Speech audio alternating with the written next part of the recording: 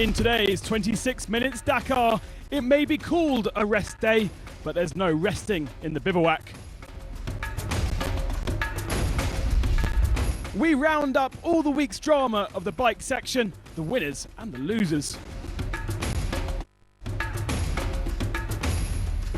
And we'll tell you what happened in week one of the cars, Palahansel versus Alatia. In stories, we complete the story of that crazy rainfall last night.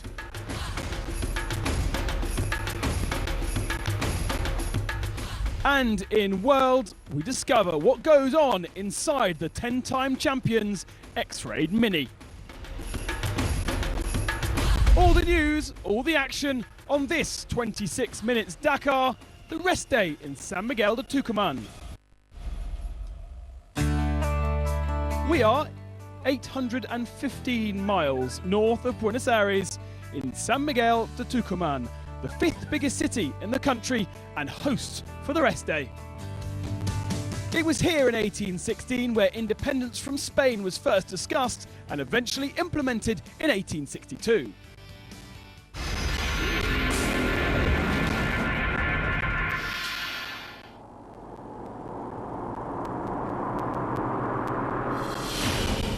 Even before the Dakar begun, there was drama. Marc Coma would not compete.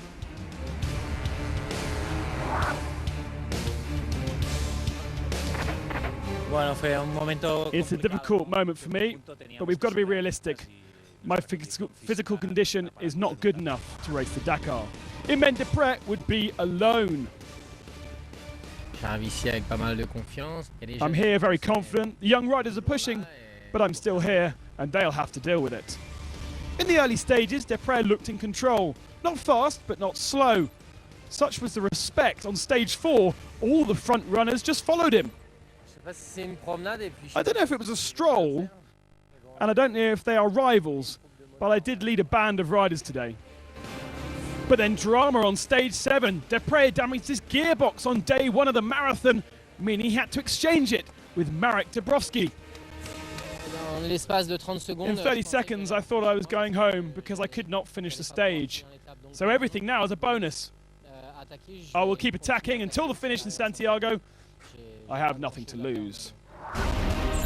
The young were led early on by Husqvarna's Joan Barreda, the Catalan taking 2 stage wins on day 4 and on day 2.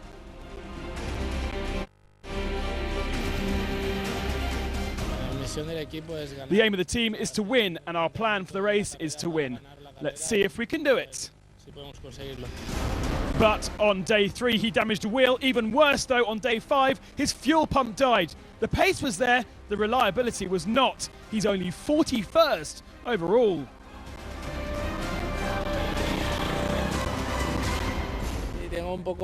I do have a few regrets because it's not down to me.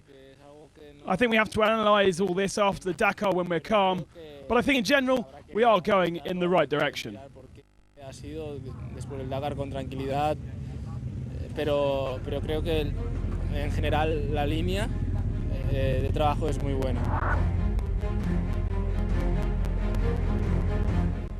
Mr. Consistent had been Olivier Pain. No stage wins, but on his newly developed Yamaha, he had been free of reliability problems to allow him to take the overall lead on day 4. Will I be the new Deprez? I don't know. Then though came day 8 and massive time lost, having got lost in a Rio with 15 other riders. David Castor had mirrored Olivier Pain's success through the first 8 days.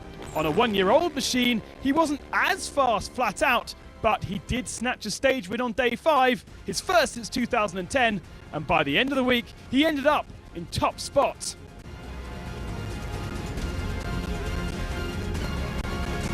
C'est toujours un rêve qu'on espère. It's always a dream we want to realise.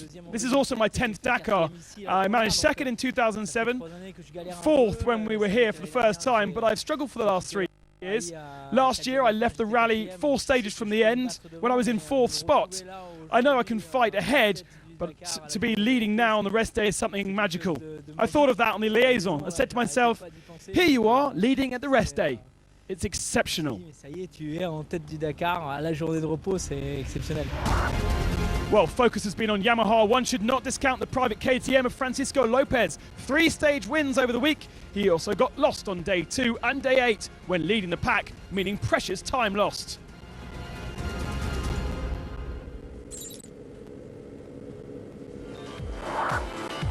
The Works Honda team have not been quite as spectacular as people expected.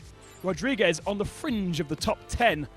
Despite huge problems though, it was Johnny Campbell who's taken the best result for the team, a second just before the rest day on day 8.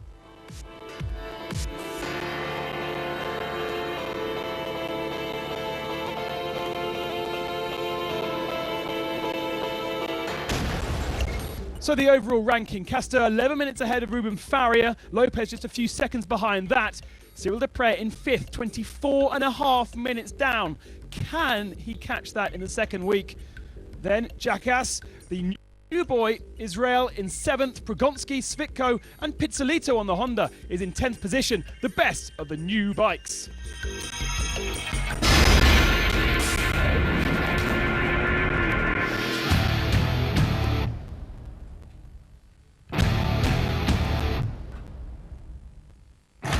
Thomas Maffei was a star in the quads last year, but 2013 has not been kind. The Argentine has many issues and lies 3.5 hours down. Sebastian Husseini had been flying during the first few stages, second every day, but on stage 5 he suffered a gearbox problem and is now 5.5 hours down. Lukas Laskovic had been hoping to challenge for the win this year, but the Pole has suffered at the end of the week and dropped out of the top 5. His best result, second on day 5. The other Polish superstar in the quads is Rafał Sonik, but he too has not had it easy and lacks the speed of the top runners, certainly not at the same level as previous years. Stage wins have been shared by 4 men. Sebastian Palmer found great speed in the second half of the week, having struggled in the dunes. 2.5 hours down, he sits 5th after his stage 7 win. Stage 8 was won by rookie Cyril van Biljong. For 3 days he had been in contention, and in a fantastic scrap yesterday he finally managed to take the spoils, moving him to 3rd overall. Ignacio Casel is 2nd overall, but a good way back from the leader. He won the only stage in Chile so far and was delighted, but his performance throughout the first week as a whole has been rather hot and cold.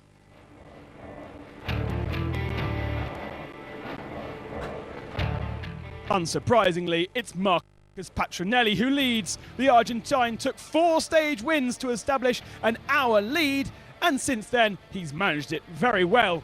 He's never finished outside the top 3 despite not having his brother to play with this year.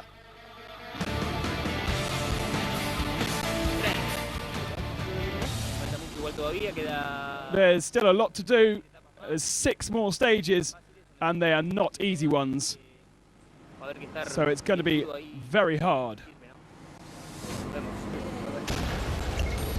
Patronelli leading by an hour and 23 over Casel. Van Biljong there in 3rd position took that 3rd spot on the final day on day 8. Sonic 4th and Palmer in 5th.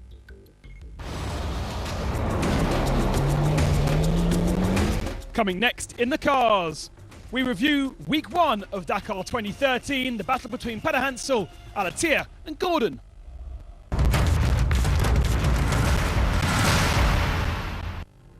Sad news hit the Dakar bivouac yesterday evening. Jean-Claude Olivier, founder of Yamaha France, was tragically killed in a car accident in France. The Frenchman had competed in 10 Dakar rallies, capturing 2nd in 1985. He was also the man behind Peder Hansel's bike career on the Dakar. He was the one who taught me everything. Without him, I wouldn't be here today. We knew each other for 25 years or more. The people of Yamaha present on the Dakar here are just as devastated as I am. That's life.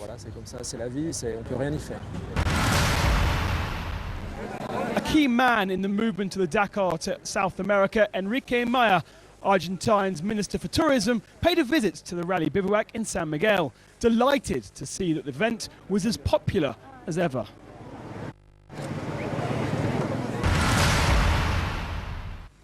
Like every year at the rest day, the Dakar organisation and representatives of the local authorities offered a $112,000 donation to the techno charity that helps build houses for poor people in and around South America.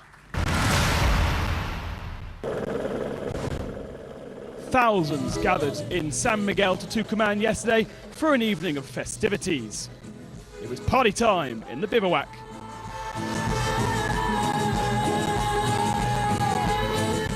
Several Argentine bands made a special night on the Dakar, and then it was time for the highlight of the evening, a fantastic show of Fuerza Bruta.